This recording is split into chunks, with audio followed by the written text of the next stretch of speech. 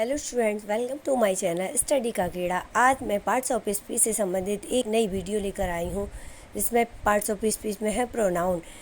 इससे पहले parts of speech की नाउन की मैं पहले ही वीडियो अपलोड कर चुकी हूँ।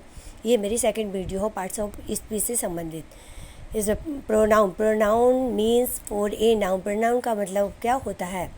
तो a pronoun is a word use instead of a pronoun. Pronoun हम उसको कहते हैं जो कि नाउन के स्थान पर प्रयोग किए जाते हैं। एज इसके एग्जाम्पल हैं, Ram is a handsome boy, Sita is a beautiful girl, a dog is a pet animal.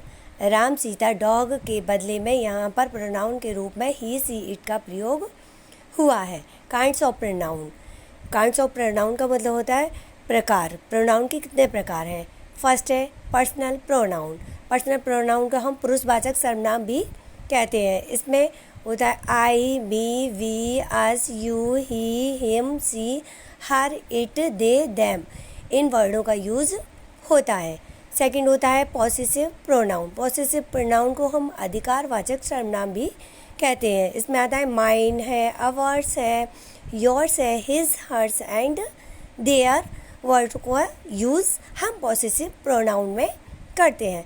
फिर आता है third number demonstrative pronoun. Demonstrative pronoun का मतलब होता है संकेतवाचक सर्वनाम, जिसमें हमको किसी चीज़ का संकेत सिग्नल मिलते हैं, उसको हम डेमोस्ट्रेटिव प्रोनाउन भी कहते हैं। जैसे दिस, डैट, दीज, दोज, सच और द सेम।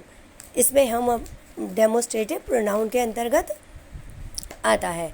इसके बाद आता है डिस्ट्रीब्यूटिव प्रोनाउन। 4 नंबर पर आता है डिस्ट्रीब्यूटिव प्रोनाउन। डिस्ट्रीब्यूटिव प्रोनाउन का मतलब होता है व्यष्टिवाचक सर्वनाम। इसमें आता है ईच है, आइदर है, नाइदर है।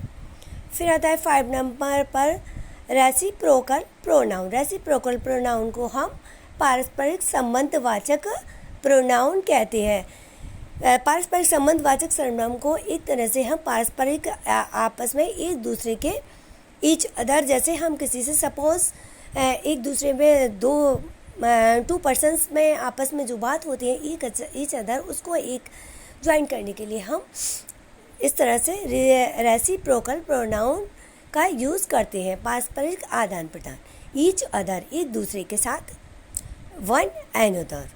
फिर आता है 6 नंबर पर रिफ्लेक्सिव प्रोनाउन। रिफ्लेक्सिव प्रोनाउंस को हम निजवाचक सर्वनाम भी कहते हैं, जिसको हम निजवाचक का मतलब होता है पर्सनल।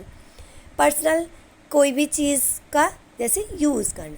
वैसे माई सेल्फ, आवर सेल्फ अपने लिए, yourself, yourselves, himself and itself, themselves and oneselves का इसमें हम यूज़ करते हैं। फिर 7 नंबर पर आता है एम्पैथेटिक अवर एम्फेसाइजिंग प्रोनाउन। इसका मतलब होता है दबाव सूचक सर्वनाम। जैसे हम किसी पर किसी चीज़ के लिए इम्प्रेस डालते हैं या दबाव डालते हैं, उसको हम एम्फैटिक और एम्फेसाइजिंग प्रोनाउन भी कहते हैं। इसे जैसे myself, ourself, himself, herself, itself, themself, yourself, oneself, as he himself come here. फिर आता है 8 नंबर पर इंडेफिनेट प्रोनाउन। इंडेफिनेट प्रोनाउन को हम अनिश्चयवाचक सर्वनाम भी कहते हैं। जैसे अनिश्चयवाचक का मीन्स होता है कि जैसे किसी चीज़ का कोई निश्चय नहीं हो, वो उसको हम अनिश्चयवाचक कहलाते हैं। जैसे एनीबॉडी, तो एनीबॉडी में कोई निश्चय तो नहीं है कि हम किसके लिए यूज़ करते हैं। एनीबॉडी कोई भी हो सकता है, समबडी कुछ भी हो सकता है, एवरीबॉडी कोई भी हो सकता है, मच है, फ्यू है, लिटिल है, थोड़ा, तो थोड़े के लिए किसी भी चीज़ के लिए हम यूज़ कर सकते हैं। Nobody, everybody, everyone, someone, known, anyone, everything, something, nothing, anything, something, any, what, another, all. फिर आता है हमारा 9 नंबर पर आता है रिलेटिव प्रोनाउन। रिलेटिव प्रोनाउन को हम संबंधवाचक सर्वनाम भी कहते हैं। इसमें संबंधवाचक में किन वर्डों का यूज़ होता है? वो आते हैं हु है, हुम है, हुज है, विच है एंड डैट का वर्डों का हम यूज़ रिलेटिव प्रोनाउन में करते हैं। फिर आता है 10 number interrogative pronoun. Interrogative pronoun एक प्रश्नवाचक सर्वनाम होते हैं जिनमें हम क्वेश्चन वर्ड का यूज़ करते हैं। जैसे किसी के लिए हु है, हुम है, हुज है, विच है, वाट है, ये हमारे एक इंटेरोगेटिव प्रोनाउन के अंतर्गत आते हैं। फिर आता है 11 नंबर पर एक्सक्लेमेटरी प्रोनाउन। एक्सक्लेमेटरी प्रोनाउन होता है विस्मयादि बोधक सर्वनाम।